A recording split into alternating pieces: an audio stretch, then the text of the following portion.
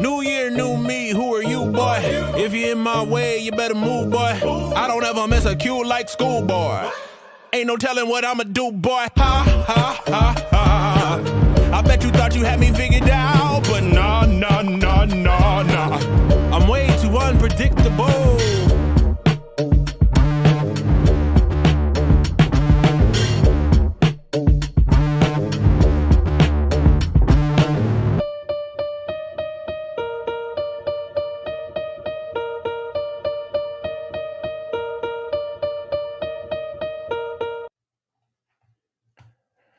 Hello, welcome to the Tech Disruptors podcast, episode number 20. Jason, can you believe it? Episode number 20. And we've done many before this, but it's crazy. It's already 20. Yeah, so we've been, Tech Disruptors has been going since January 1st, I think, was around about our first show there. But before that, of course, we were Friday Night Fury. We were... we had to spiffy up a few names. Image. We had to fix up our image a little bit, be a little more professional. This is true. And I think we've done a good job. I mean, just our faces alone instantly add class to any podcast. Of course. Which, naturally so. But so let's start with a question. What have you noticed has changed in the last 20 episodes in the world of tech, Jason? If you had to make a worldly observation.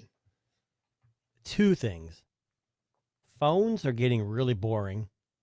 Yeah. Yes, they are.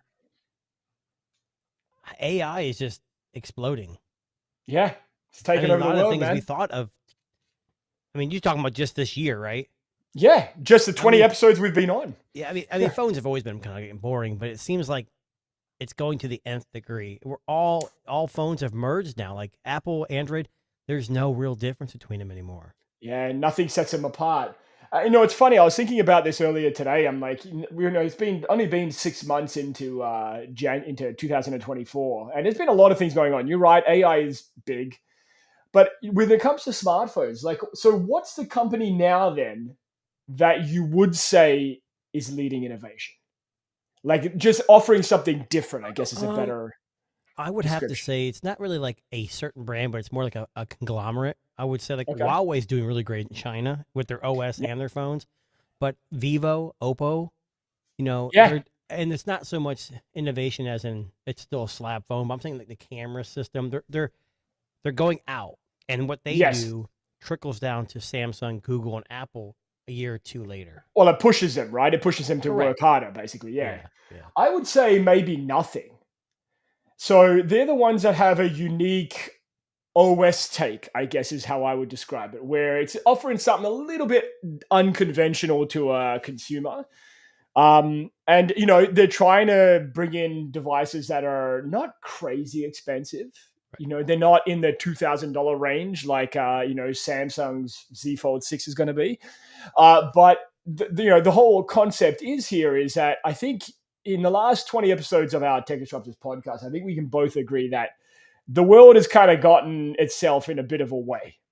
And to start today's podcast, I want to start by, when I saw this, I want to just preface this by saying, when I saw this article come out earlier this week, I had one of those moments where I thought to myself, yep, the world, that's it. We've lost. Humanity has lost the race.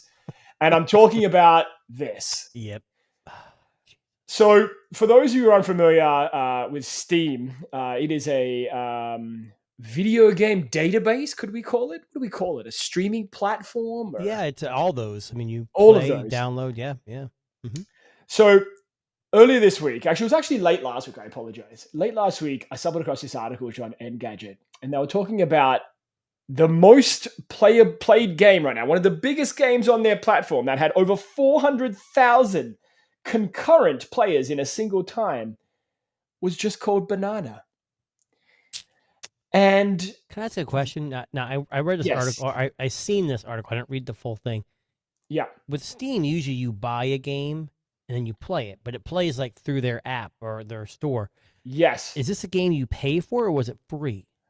So that's a good question. I actually don't know off the top of my head, but I will look up into that in a second. Well, but what surprised me about this game more than anything was just what you had to do. Now, I get it. sure, fruit games are popular. Look at Fruit Ninja. People play that all the time, still to this day. So the game's called Banana. And essentially, it's what they call a simple idle clicker game, which, for the lack of a better term, is there's just a banana on screen that you click. And people were flocking to this game, literally heading in that direction. Yeah. Wanting to play this game because apparently there was a promise of some kind of reward at the end of this. So as the story goes here, you apparently could win some money. I don't know if that's true or not. But what would happen is, so you click on the fruit and you might get a banana sticker dropping into your Steam inventory. And they came in all these kind of fancy designs. So I'm on the website right now looking at it, and it's a free-to-play game. Right. And they are showing items available for this game, and it's what you're seeing there, but they're actually like fancy, turning and moving. Like nice. Render. Nice. It's got 9 out of 10 stars rating. Well, okay, let me show you the little clip here because this might give some context. So this is the game. I'll say I got it pulled up. I can play it here too, but go ahead. Yeah. So basically, let's see if I can get some gameplay here. You just keep. There isn't much to it. No, I don't know if you can see that up on screen, but it's just literally a counting up how many times you've clicked on the screen there.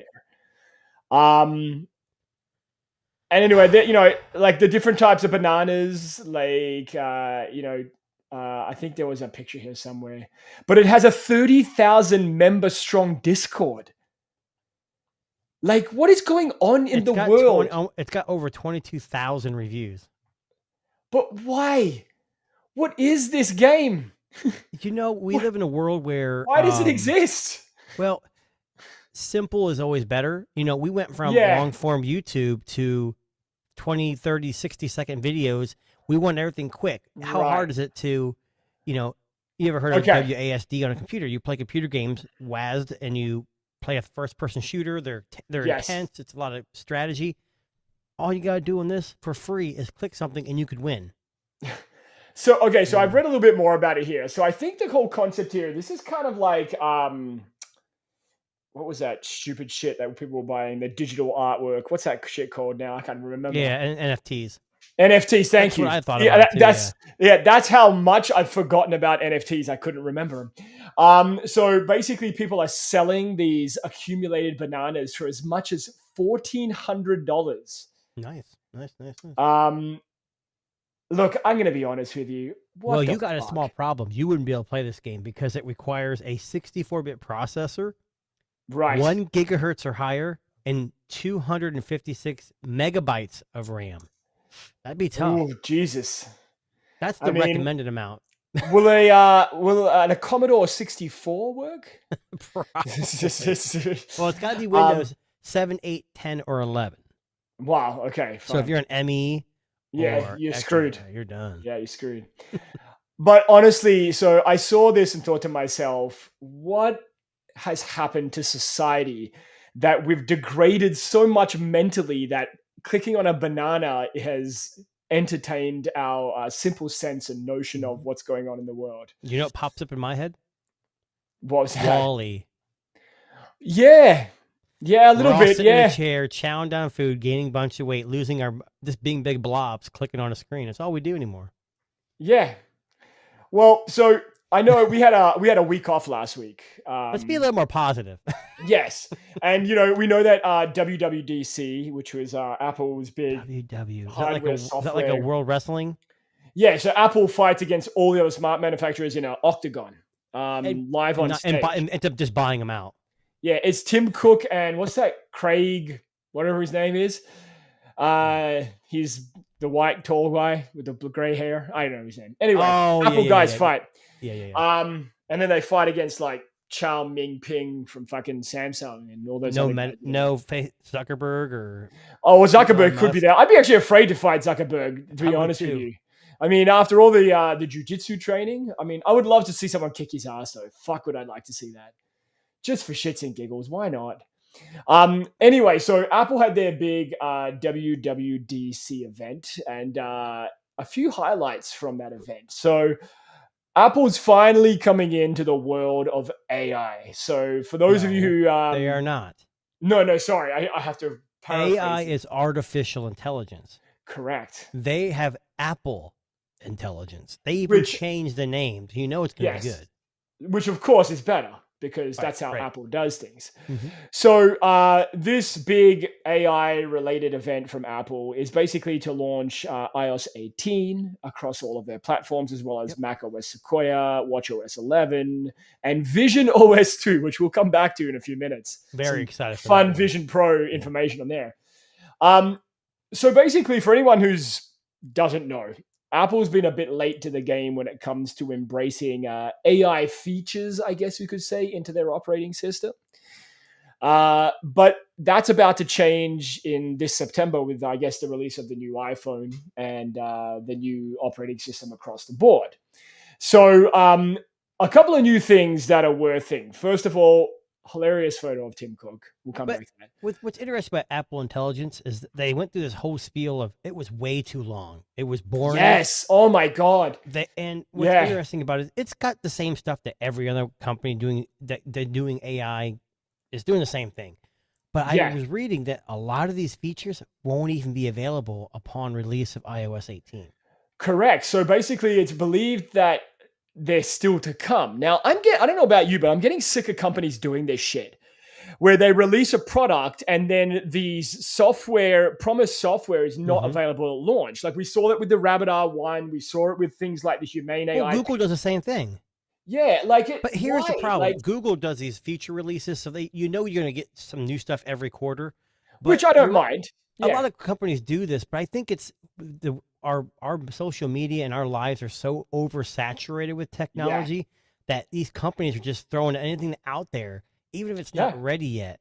And sometimes it backfires, like with Apple's, what was that charger they had that would charge like 8 devices? Although whatever it was called, Yeah, I mean, and it ends up turning into things like that. But I just brought that up because, yes, Apple's doing it, but a lot of companies do it too. It's not just them.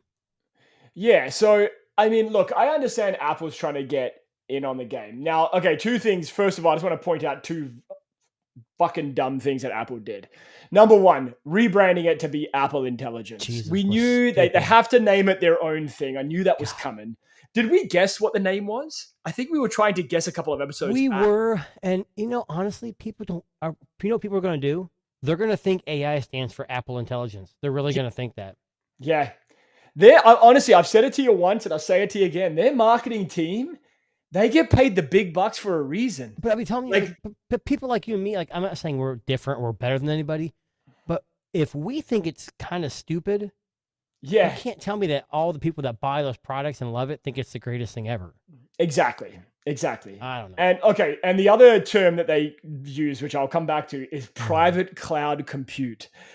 When they said that on stage, I almost threw up in my mouth a little bit because it's is that so kind of like the sandbox ridiculous. that Google was saying?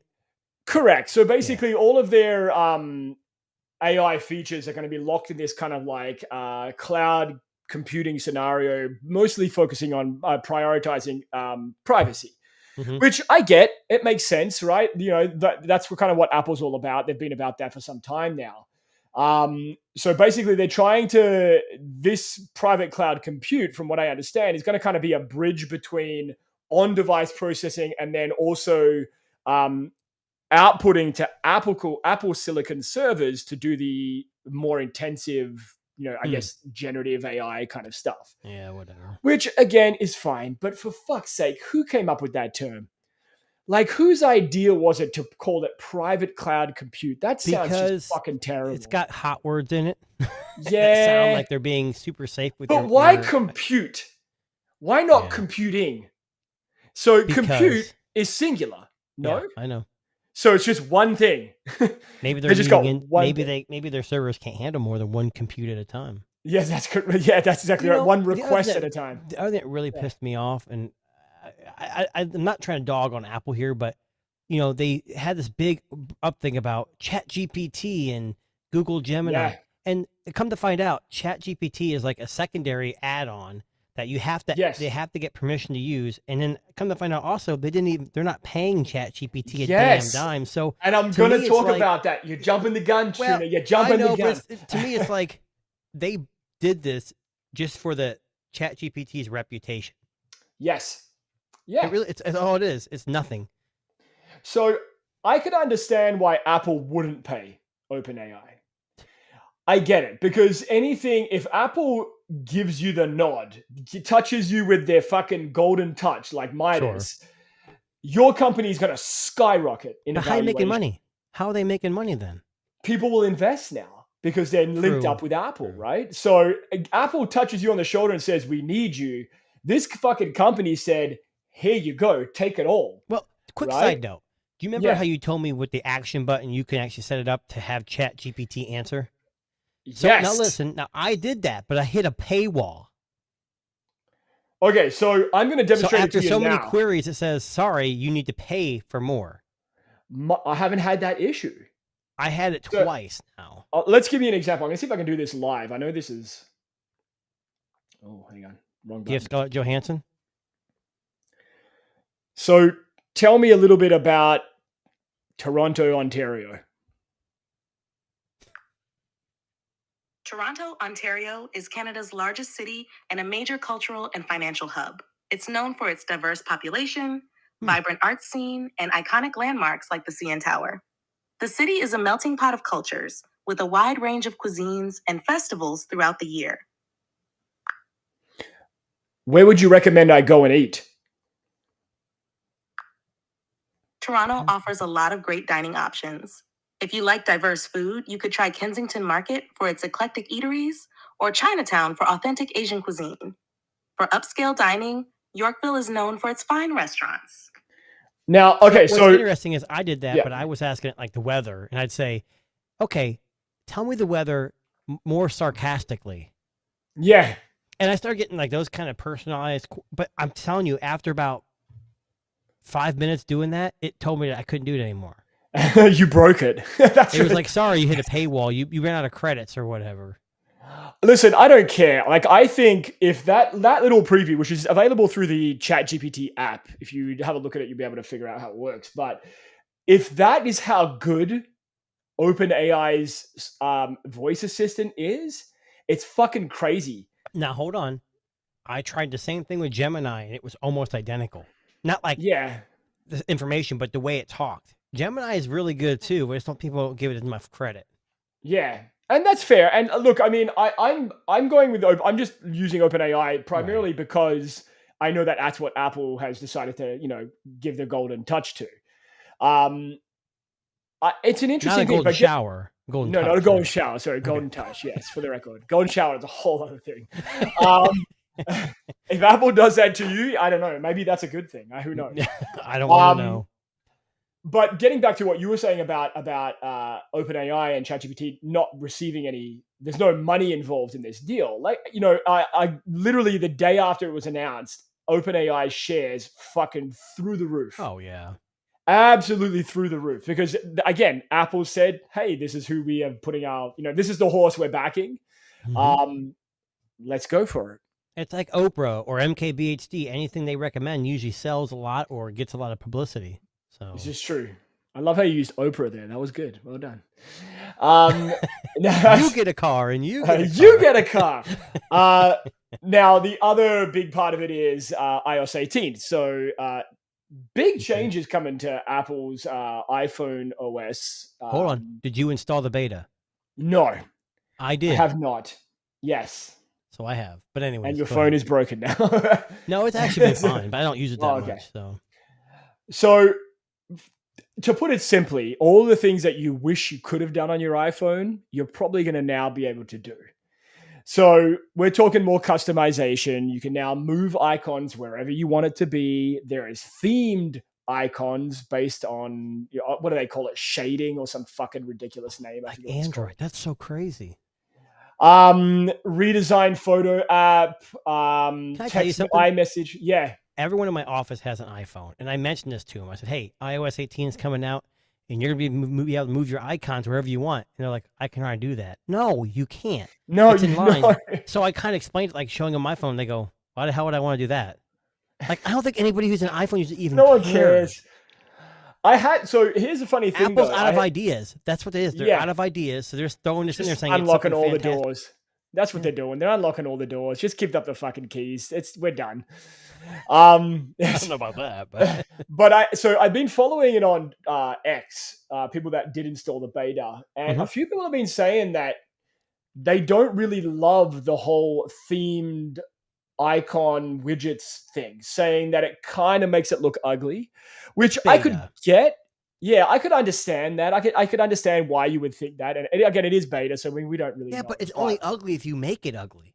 Exactly. I mean, but the thing is, okay, so traditional iPhone users, not us tech enthusiasts, are they going to take the time to do that? No. Absolutely. They don't. They haven't had it for so long. Now, I would say a new iPhone user coming from Android might do that. Yeah, absolutely. I don't think the majority of people who have an iPhone, which is in the United States, is like 60%. They don't care. Yeah. And I'm not saying my small 10 people in my office that have one are a good sample size, but that just goes to show you that people don't care. You can move your apps around. They really don't care. So one of the things I think that was interesting that they talked about is we know that they've had satellite communication in their iPhones for some time, but now you're going to be able to use it with the Messages app in case of an emergency. Now, I actually think this is a good idea. I've said all along that Apple is at the forefront when it comes to personal security and safety, when it comes to like their Apple Watch and detecting, irregular heartbeats and all that kind of stuff. But or if you're on a roller coaster, right. Yeah, exactly. But I think the whole satellite communication thing, which I think a lot of Android developers are starting to jump on now, basically is in case you need it. Cellular service is flighty sometimes. It can't be found in every location. But so should something happen, having access to be able to contact somebody is obviously pivotal. I think that's a good play for Apple. A lot of this other stuff is aesthetic. It's new effects in iMessage and eventually stuff. RCS. Yeah. Now, interesting though, the satellite stuff. A lot of these Eastern companies like Oppo, Vivo, Huawei, they're already integrating that in their parts of the world. So it's only a matter of time before Google does it. I think I read somewhere that Google is already laying the APKs and the framework for satellite communication. Yes, which I imagine might come on this Pixel, right? Pixel 9? Right. And you kind of brushed over RCS. Interestingly enough, RCS was like an afterthought in this thing. They didn't even mention it. They just said it at the bottom of the screen or something. Well, I have beta, and it's not available yet. Now, there are some people out there that figure out a way to turn it on. I don't know how, but I found out you have to be on AT&T or T-Mobile, but not an MVNO. Right, okay. And they're using a universal profile. It's not the same one that every other Android user is using. So it's not encrypted. Now, I know it's beta, but if Apple goes forward with this version of RCS, it doesn't show read receipts. It's not end-to-end encrypted. What the hell is the point? Yeah, exactly. A fair point, right? We push of security. Now, I'm hoping that's going to change. They're going to support something a little more. I don't care if they keep it green, but I don't know. I think RCS is a big joke right now. And I think Apple's trying to pretend like it doesn't exist. That's what my theory is. It's exactly what it is. They're doing it they're putting that RCS, the minimal they possibly can, just to make the EU happy and move on. Now, can we talk about iPad? Now, listen, iPad OS is stagnant, and it has been for a while. But fuck me, I want this calculator app, and I wish I had this math notes app when I was in high school, because I think that this would have saved my life. Now, hold on. Yeah. A lot of this stuff, Apple's really good at marketing things you think you need, but you really don't. Now, there's an ad, I don't know what streaming service I watch. I swear to God, every commercial break, they show someone riding a bike and a bird's attacking them, and then they fall, and the Apple Watch says, did you fall? Did you crash? How many times are you going to be riding a bike when a bird's attacking you? I mean, and this math app is really good, but honestly, teachers aren't going to allow this to happen in class. No. Yeah. I mean, it's I'm not saying it's a bad thing. I just think they overemphasize how well it's going to work, for one, because, it's always good in a show. And is it really something? I don't know. I don't want to bash it. I think I just wish I had it. But right now I would never use it. At my age, no. I would never. Fuck. I mean, I don't even do math. I use my calculator for everything. But when I was in high school, I was terrible at math. Like absolutely terrible at math. But all of a sudden, if I'd had this when I was in school, I think I might be able to figure it out, right? I know we always used to look, I don't know how old you are, Tuna. I'm 21. But the answers used to be in the back of the book. And you would actually flick through and go, oh, okay, awesome. I can see the answer.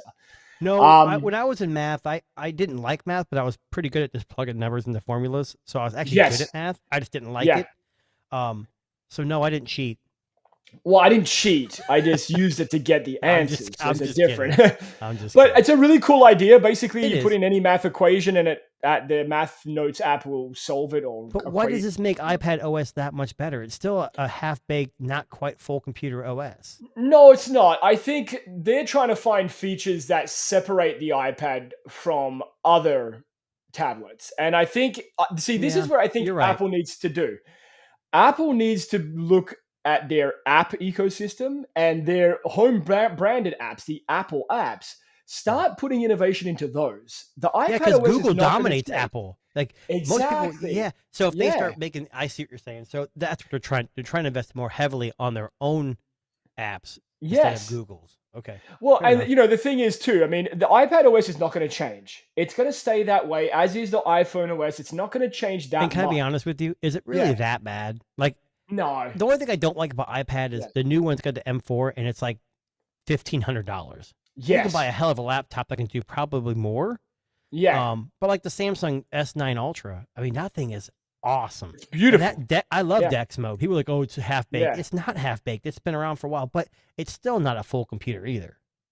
No, 100%. And look, I mean, at the end of the day, if it stays the same, fantastic. But like I said, I think that's the play now for Apple.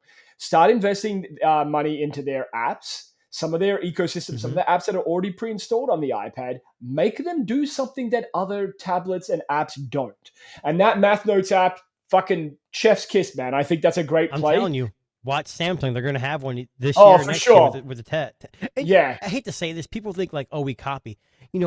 Apple's probably been working on this for a while, and if Samsung releases an app that's pretty good this year, that means they've been working on it for a while too. They can just throw the shit together and stick it on. This is how it'll go. Be like, Bixby, help me solve this equation.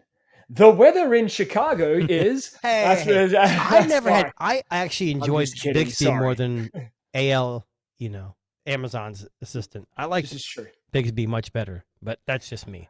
So, we won't drone on this much longer, but, Mac OS Sequoia, WatchOS bringing some, smart stack photos, face use intelligence. Yes. And now to make you more lazy by letting you restart and stop on Paul's days so you can keep your trophies. Lazy. Yeah. Okay. Now, I want to just pivot for a second, and I want to talk about the Vision Pro. This is the most amazing thing because I'm telling you right now, Vision, the Vision device is the future. Look at that. So Apple has reportedly given up on the Vision Pro 2 and is now going to focus on a cheaper model. Well done, Apple. Nope. So it's going to fall the way of the 5C. Oh, you reckon it's going to be killed off? Well, because you don't need a cheap version. You have the Quest. And the Quest is dominating. Every app they copy off Apple, it does the same thing, if not better. So they've just started selling the Vision Pro in Canada, and I wanted to 3 look of them, right? No, I wanted to look up how much it was going to cost. So I went onto the Apple website. Fully maxed out version of the Apple Vision Pro in Canadian dollars would be $7,500 for this headset. You know what I would do instead with that $7,000? Yeah, buy a fucking car. I didn't like what EV prices are dropping so much. You could probably get a damn EV for that price. Yeah, Fisker. Well, I wouldn't buy a Fisker because they're kind of gone now. But no, the Chevy Bolt, even Teslas are under 20 grand now. I could buy a good used car with low miles for $7,500. Yeah, get yourself a little Honda Accord. Yeah, so Apple's basically, I think they've figured out, we put too much R&D into this and we need to make some money back, but people aren't buying it. It's not what they wanted. I'm telling you, Tim Cook wanted the glasses like this, Yeah. that was lightweight and did all that, and it's not possible right now. I mean, we could be like other YouTubers and just get our fans to buy it for us by donating money and then return it. We could do that. That way we have it. So if there's any people that are listening out there, let me. I know I don't want to jump off too far off subject, but yeah, we've talked about this at length. I'm not a big fan of YouTubers asking for money to buy products. Correct. I am okay with. I don't know if you saw that video from what's his name, John. Yes. With the brain, like that's different. He went through some severe medical and, and trauma, and he's asking for assistance. He's not begging for a device. Although he did ask Apple to help him out, but still, he's asking companies he's worked with before. That's a little different. I just wouldn't have put that out there. Agreed. I actually saw that earlier today. It's kind of a bit sad what's happening. Oh my God, I didn't think it was that bad, but he's a storyteller. That dude's made to be on YouTube. 100%. So anyway, but I am starting a GoFundMe for a facial reconstruction. Wow. You know what? Maybe we should do Face Off. Remember that movie with John Travolta and Nicolas Cage? Yeah, we can swap faces. Swap faces, amazing. Well, I don't want you, if you do that, all the ladies would be knocking on the door, you know? This is true. This is true. I always laugh at that movie about how much we have to suspend our belief to make that movie work. I know. Like, isn't that most movies? Yeah, like John Travolta. Fast and Furious had 2 Chargers dragging like a. That's true. They also went to space, so there's that. Was a DeLorean? Was a Fiero or a DeLorean or something? Who the fuck knows? I seriously. I washed my hands of that franchise after the second one, or the third one. Sorry. Hey, that's family. You don't mess with family. Tokyo Drift. I don't care what anyone says. The best Fast and Furious movie. Prove me wrong. Who was it? Lil Bow Wow? Yeah, I don't care. That's all you need to say. That was great. Anyway, so Apple has decided to make a cheaper version of their Vision Pro, which, makes sense. I mean, it was originally in the United States, it sold at $3,500, which is $8,000 Canadian, apparently. But they're saying that they want to make one that's about $1,000 cheaper, so somewhere between $1,500 and $2,500. Still too much. Maybe this will be like a S model. Is that possible? Well, they'll bring back the S? 2,500. I would say more like a 1,500 would be better. But did you hear Quest? Meta's working on a Quest 3S, which is like a cheaper version. It's already only $500. I mean, how much cheaper can you get? I mean, I think Apple went too much on this one. They went, let's just make the best possible thing we can make. And fuck the price. Fuck how much it costs. Let's just see what happens. Let me ask you something. You go to Toronto to visit, and you see a handful of people walking around town with a Vision Pro on their face. What do you think? What are you thinking in your head? I'm just asking a question. Okay, so this is a true story. So I had never seen anybody wearing a Vision Pro, but as you know, I went to England a month and a half ago. I saw someone walking down the street in London. And what was your first impression?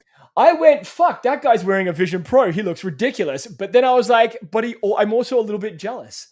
I'm a little bit jealous that he has one and I don't. I would like to just try Here's what I would think. I wouldn't be jealous. I'm thinking it's basically a VR headset. Why do you have it outside? Yes. And this guy, just for the record, this guy was going to town. He was walking and moving things. Like it was. Are you sure he wasn't just doing it on purpose? No, like honestly, like it legitimately was very fucking. It was awesome. My thing is, someone wearing around town doing that, they want attention. Oh, 100%. Yeah, 100%. Maybe mom and dad didn't give enough attention growing up. Yes. Yeah, I mean, look, I still don't think this is the product that you need, and I would almost say don't buy this particular product. I want to try it. I'm just not in the Apple ecosystem. I don't have any use for it. No. I mean, we talked about this previously on this show, how it came out hot out of the gate. Absolutely. People were buying it up. People were saying it's amazing, but $3,500 is a lot of money. Well, I did see, obviously, Vision OS 2 or whatever they call it is coming out. Steam is going to make their VR library available to it, which is fantastic. But there's already devices out there that are a fraction of the cost that can do the same damn thing. Yeah, exactly. And look, and I'll be honest, my Quest, I can, for a while there, I was plugging it into my computer to get the best graphics. Now you can use virtual desktop. And It's amazing. There's like no latency at all. It's crazy. And again, I see why this product exists. Is it going to replace everybody's smartphone? Maybe that's what Apple has envisaged, but not yet. That's exactly right. I think if they look like this and have like the Google Glass and this, I think that's the future. That's what I want to see, at least. That's my opinion. I would love to, what I'd love to see? A partnership between Meta and Apple. So using the Ray-Ban Meta sunglasses and figuring out a way to make that happen. They hate each other. I know they do. I know they do. I bet you Facebook would work with Google before they work with Apple. Well, then maybe even just buy up Nreal and just fucking take their proprietary stuff and go, okay, how do we make this work for a Vision Pro? Look, I'll be honest with you, people, you'd look ridiculous still. I mean, you look like you fucking... Look, Google bought Focals by North and they didn't do jack with, at least not that we've seen yet. No, and that's exactly right. I mean, we don't know what happened with those. Maybe they will make it. Those were amazing. I know. I remember Michael Fisher talking about it. Yeah. Brilliant Labs. Frame. I canceled. Yes. Ooh, why is that? Here's why. So it's exactly what I want, but I have a prescription that they can't put in their lenses. Oh. And I wasn't aware that the actual display is in the lens. Oh, that's interesting. Okay. I think it's something like that. So I can't use it. So I emailed him. He's like, "Why do you want to cancel?" And I said, well, here's my prescription. Can you do this? He goes, no, we can't do that. That's why I'm canceling. Okay. Here's your money back. Yeah. And I mean, look, it's unfortunate. I mean, again, this is another issue that people face when it comes to this kind of thing, right? It's like, if you wear optical lenses, can it work in a VR headset successfully anyway? My glasses have been fine with mine. Even Google Glass, I bought the actual prescription frames that came with it and got my lenses in there, and it was perfect. But you looked crazy when you wore it. Oh, I didn't care. Okay, so let's talk about a hilariously funny product release that's coming out very, very soon. So you know who Insta360 is, I'm assuming, right? I have I have one of their action cameras, the latest one. Okay, so they've just released the Insta360 Go 3S. Okay, can I just talk about why I find this so funny? It's this picture. It's kind of a dumb thing. So okay, so it's a small 4K action camera and it's compatible with Apple's Find My Network. Okay, big fucking whoop. Why the fuck would you strap this on your pet? What possibly vision could you record that's worth keeping? I've seen people put GoPros in their dogs before, or cats, and it's okay, but they run around so much, it's like it makes you dizzy and sick to your stomach. I mean, honestly, like if this is the marketing image for this 360 3S, Go 3S, cat lovers might rejoice, but I look at this and go, this is a fucking dumb idea. If you like action camera, I think the selling point is it's really small. Yes, and I mean, look, use case aside, you can kind of see the size here of how small it is, based on the phone to thing here. Insta360's been knocking out of the park. Their products are that action camera I have is amazing. Yeah, and look, I'm a big fan of Insta360. I don't think this is a camera that I would buy, maybe not for a pet, but I would use this for recording vlogs and maybe even using it to record this podcast. Well, if you're a mountain biker and you go in the mountains, you could strap it on and do something like that too. I mean, something cool. I mean, if you have a YouTube channel where you're one of these adventure enthusiasts and you're fucking surfing 20-foot waves off the coast of South Africa. Oh, I just go to my local library and read a book with it strapped to my chest. Well, I actually tried this, so I just got into the bathtub and filled the water as high as it would go and start splashing around. Oh. And I wanted to see how it looked. It just literally looked like water. I don't think I'll be starting a YouTube channel on that anytime soon. That's more of an OnlyFans page, I believe. Yes, correct. But I will say this much. So 4K quality, 4K resolution in that camera, that's what I'm getting at. And that's what I think is a good play. I think that's a really cool concept. Because remember, 4K videos, even just 2 years ago, used to be these fucking monstrosity cameras. And now, look how small we've got. right? Yeah. We've got the ability to carry a high quality video camera anywhere we want to go. And it has a little pod and a housing, and you can strap it to whatever you want. Which and is you can pretty do these common with amazing this, things. because the last generation, it was the same thing. It was a little bit bigger, but it Yeah. like snapped into a little shell and everything else. Yeah. It's got magnetic holders and all kinds of stuff. Yeah. And look, for $400 to $430, $400? No, that's well, it's pricey, but if you think about what you're getting, you're Yeah. getting a 4K high quality video camera that you can pop in your pocket and go wherever you want to go. Now, arguably, I know what you're gonna say, but I've got my phone to do that, and phones can do 8K. But 8K. Yeah, we need that.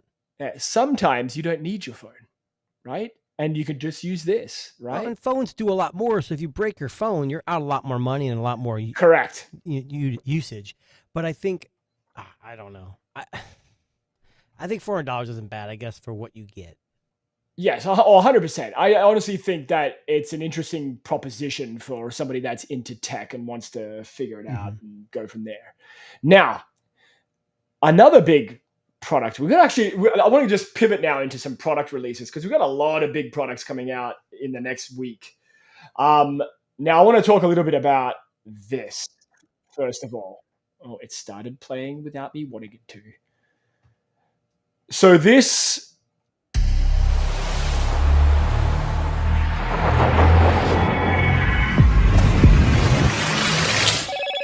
Hello, Moto. Okay. So how much? Okay, we talked about how phones are getting boring, right? So Yes. Samsung said, "Hey, we're going to sell a $2,500 phone, the Fold 1," and it was awesome when it came out. It had its issues, but it was something different.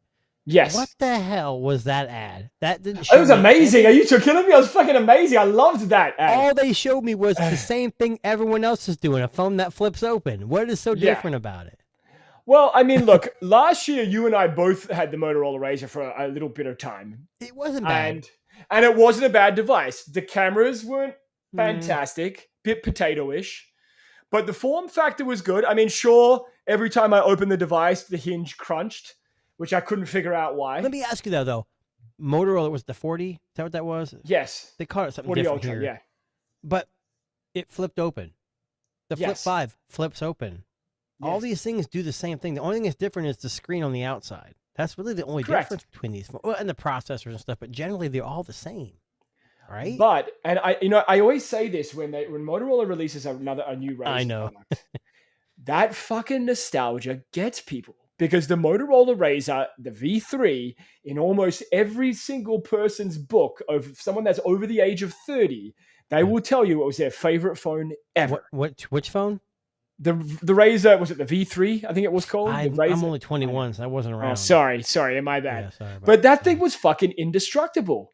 It was indestructible. It had decent It battery. was unique. It was thin, and it was Yeah. flip. You could snap it open with your hand, like Michael Fisher always does in his videos. He Yeah. wants that again. Yeah, I get it. Now, look, I think again, Motorola's going to play up the nostalgia thing, and maybe this time they get it right.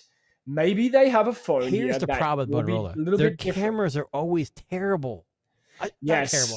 Just not up to par with the rest of the competition. Well, okay, so their latest Edge series phones that are coming out, I think they're the 50. I don't know. Maybe I got that wrong. I think but it's the 50 Ultra. It's not here in the US yet. So early reviews of that have people saying, you know what? It's pretty fucking good, the cameras. You know what I want with that phone? I want the wood phone. The wood one, yes. Yes. Yeah. You just want to say you've got wood in your pocket? Is that what it is? Yeah. What's in your Yeah, pocket? fair. Oh, it's wood. Oh, It's come wood, on. yeah. Right.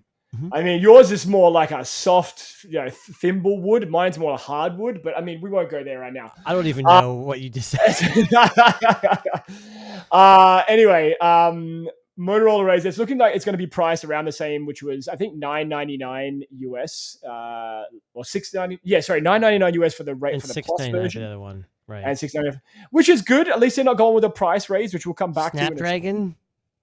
They're saying it could be either Gen 3S or Gen 2. They don't know yet. There hasn't been any confirmed. Here's another thing that bothers me about these phones that get released towards the end of the year is that they use the same processor that came out in January with Samsung or whoever. Yes. And then you got 2 more months and then the new one's out. Yeah. And I'm not saying most people don't give a shit about the processor as long as it does what it's supposed to do. Exactly. Yeah. Like, Yeah. Anyways, that's just my peeve, I guess. Look, I'm going to give it another go. I liked last year's one. I had some issues with mine. So you're getting the Flip or the Razor? I'm going to give it a go. Yes, I'm going to give it another try. I really want to try the 50 Ultra because I had last year's 2023. Yeah, you liked it. It was really good. It's just the cameras just weren't there, but actually the phone overall was very good. Good, yeah.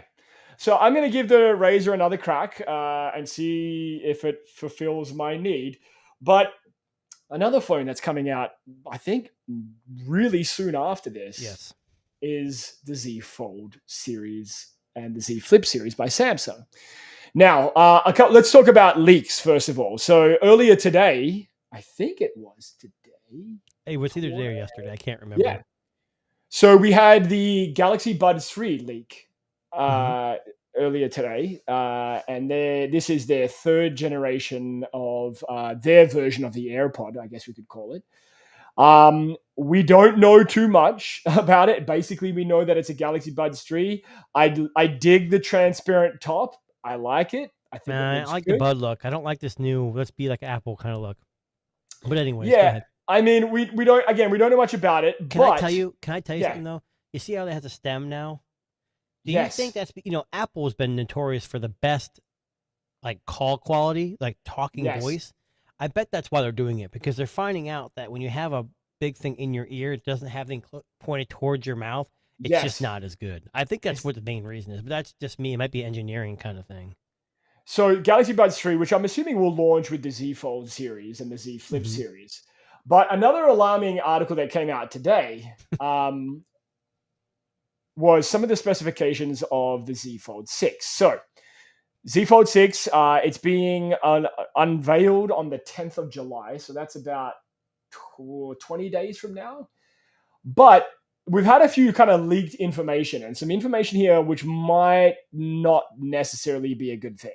So this is what we know so far. There's going to be a new form factor. It looks like it might be a slightly wider cover display, but not by much. Not by much. We're talking centimeters. It's like they're slowly easing us into this more wider screen. So it's lighter, which is good.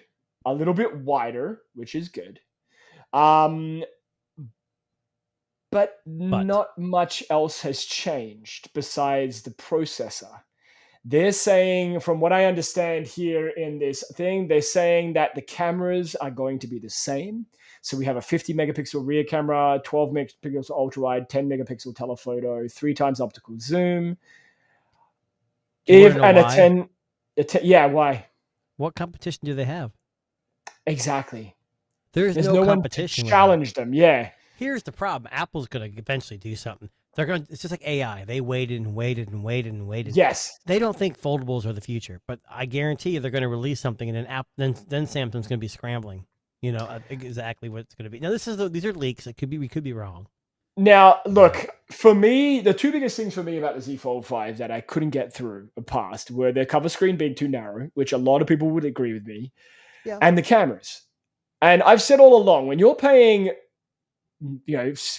almost $2,000 for a foldable phone, you should have the best cameras. And it looks like Samsung again is going with this fucking bullshit same camera setup that they've had. I've had from last year. The last Fold I had was the 4. I skipped the 5; it just wasn't enough.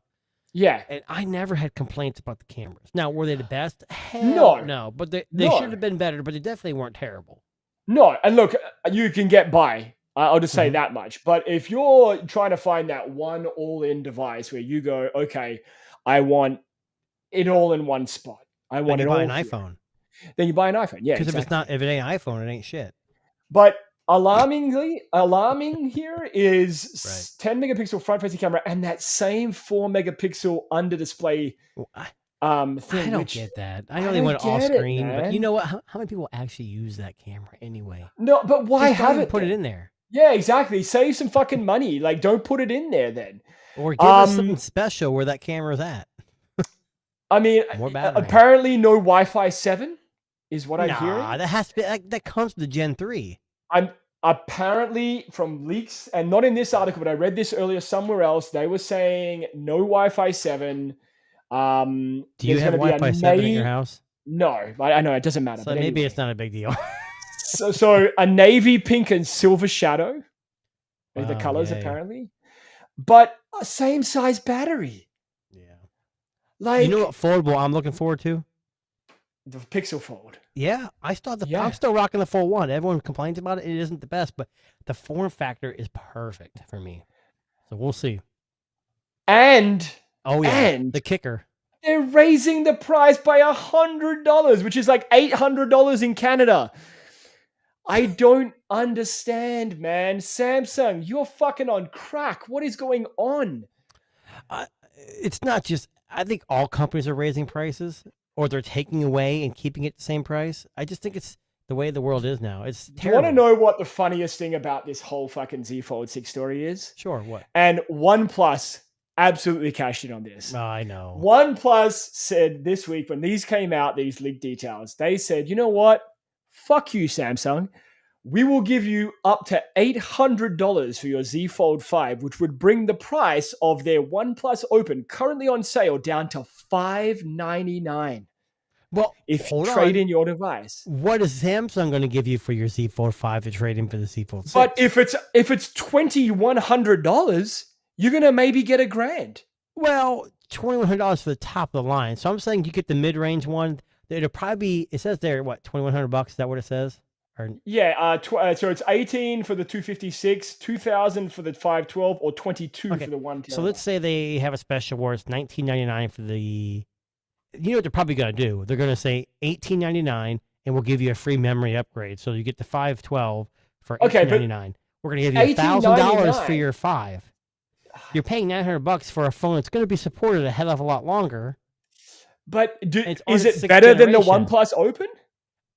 In terms of durability, maybe, because it's been around longer. They had their 6th generation. They've perfected the. Is it better than the OnePlus Open? I didn't like the OnePlus Open. No, I know you didn't like the OS, the form factor, whatever. I get that. The form factor. I didn't like the form factor. Yeah. But is it going to be better than the OnePlus Open? We shall see. And this is what I'm getting at, right? I think OnePlus is going to pause. They're not going to release an Open 2 this year because it did so well at the first one. Why put the cart before the horse? Yeah. Sell out what you got. Perfect the next one, and then they should be doing. Both these companies every 2 years should be doing something like this. Exactly. I honestly think that folding phones should be on a 2-year cycle. The technology's not there yet for it to be better. The problem is do those screens last 2 years? Well, that's well, I mean, you know what? I would rather it be $100 more expensive with an extended warranty and a 2-year cycle upgrade. Yeah. And go, okay, you know what? I can swallow that fucking punch. Why don't us tech disruptors reach out to a Chinese manufacturer and let's just make our own foldable device? Honestly, you just give me some plywood, some nails, some glue. Did you say plywood? Plywood, yeah. I'm gonna make a fucking rubber amazing bands? folding phone. Some rubber bands. Do you remember MacGyver?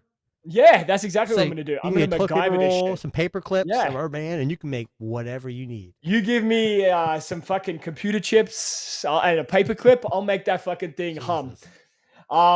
Anyway, so Samsung, stop smoking the pipe. Whatever you're smoking. Bring us something. Now, couple final little stories here that might be worth bringing to the attention of our lovely tech people. So we talked about this earlier in the week about how, actually this was the last show we talked about this, how we're kind of interested in minimalist tech. And we've talked about the daylight computer, the minimal phone. Mm-hmm. Now, this was revealed or unveiled this week, and this is the Light Phone 3. So Light Phone has been around for, I would say, almost 10 years now. This is like their 3rd generation, right? Correct. So third generation. I know it says 3, but it might be their 4th generation. I can't remember. So from what I remember, the 1st and 2nd generation of the Light Phone, I believe, and don't quote me on this, please correct me if I get it wrong, was a companion device, meaning that you had your smartphone and it kind of like paired up with it, and you took this out on weekends. I don't think it did. I think it was a standalone device that's supposed to keep you away from your main phone.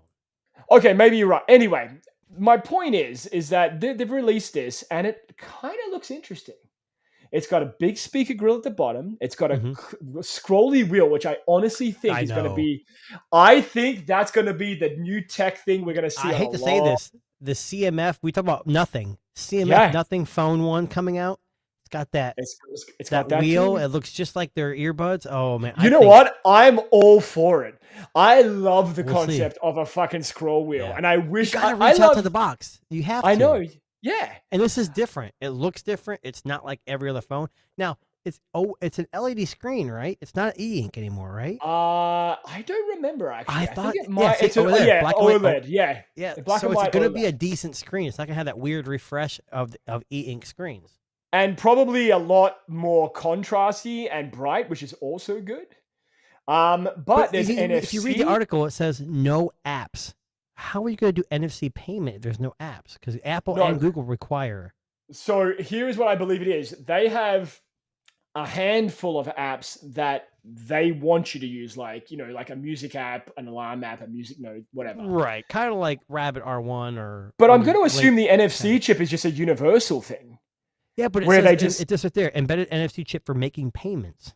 Yeah, so you put your details on the light phone, and then you just tap away. At least I think that's how it works. I don't know if that's how it works, but I have no idea. I don't either. I'm not a developer, it's an interesting concept, and I kind of like. I get more and more into this black and white aesthetic. Mm-hmm. I don't know what it is. I don't know why all of a sudden this fascinates me so much. But here's my fear for you: you're going to buy something like this, and you're going to find that you're wanting more. Oh, 100%. Look, I know it's going to have issues that I know the camera is going to be probably garbage. The battery probably won't be great. The speakers might be just okay. But again, as I've said to you on the last show, $399. That's not a bad price. I mean, $300. Oh, sorry, no. Oh, fuck. $800. No. However, Light is running a early adopters.